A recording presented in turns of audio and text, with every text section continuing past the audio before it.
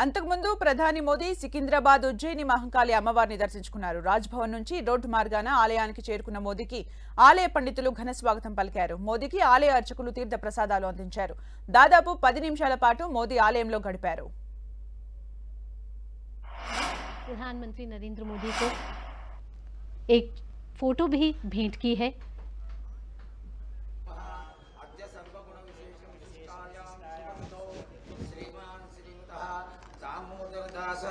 नरेंद्र मोदी नामधेयस्य कश्यप गोत्रोद्भवस्य अनुराधा नक्षत्रे जातायां यजमानस्य अंतःशत्रुकः शत्रुका देवकृत्यामन्तमण्डास्तमौलि शङ्कारिष्टादीर्घस्तान्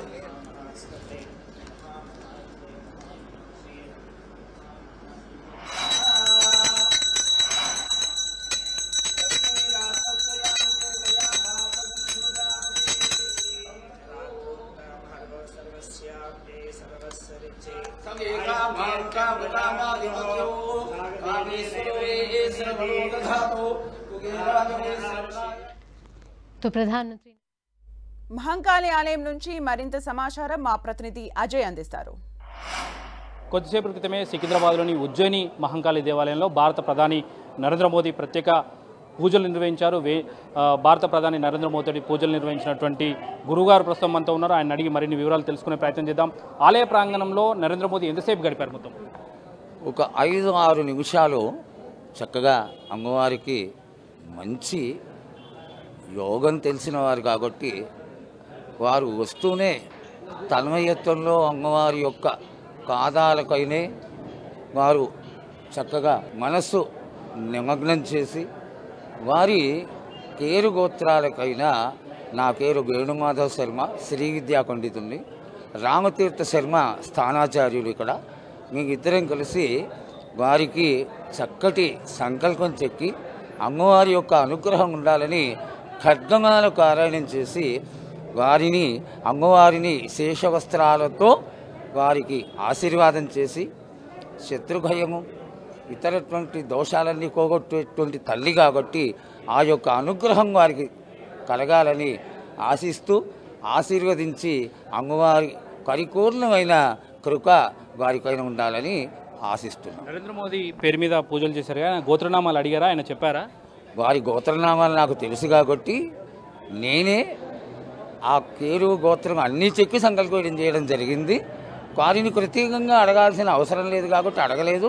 అన్నీ నాకు తెలుసు కాబట్టి నేను తెలిసినట్టుగానే చేశాను. ఆలయ చిత్రపటాన్ని కూడా ఆయనకు బహుకరించారు.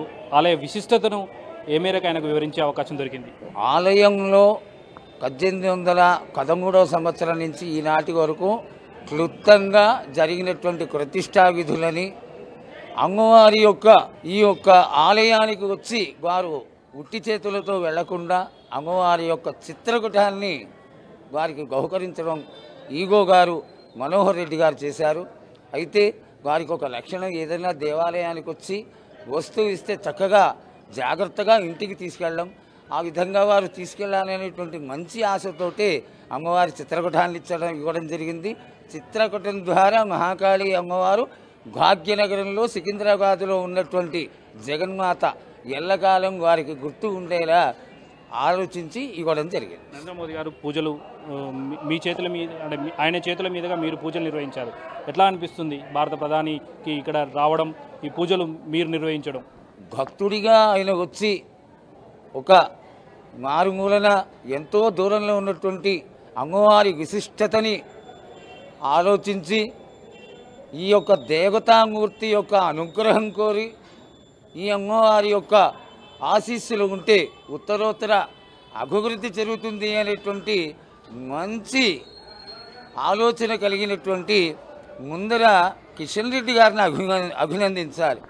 వారి ద్వారా మా ఎగ్జిక్యూటివ్ ఆఫీసర్ గారు మనోహర్ రెడ్డి గారి ద్వారా ఈ చక్కటి పూజా కార్యక్రమాన్ని నిర్వర్తించి వారికి ఇంకొచేసినటువంటి నరేంద్ర మోడీ గారు అమ్మవారి ఆశీస్సులతో ఎల్లకాలం వర్ధిల్లాలని ఆశిస్తూ ఆ అమ్మవారి యొక్క అనుగ్రహం అందరికైనా ఉండాలని ఆలయంలో శ్రీ విద్యా పండితులుగా మేము సంతోషంగా నిర్వర్తించడం జరిగింది. ఎవరెవరు నరేంద్ర మోదీతో పాటు వచ్చారు? కేవలం ఒకరికి ఆయనకు పూజలు నిర్వహించారా లేదా ఎవరైనా ఆయన వచ్చారా?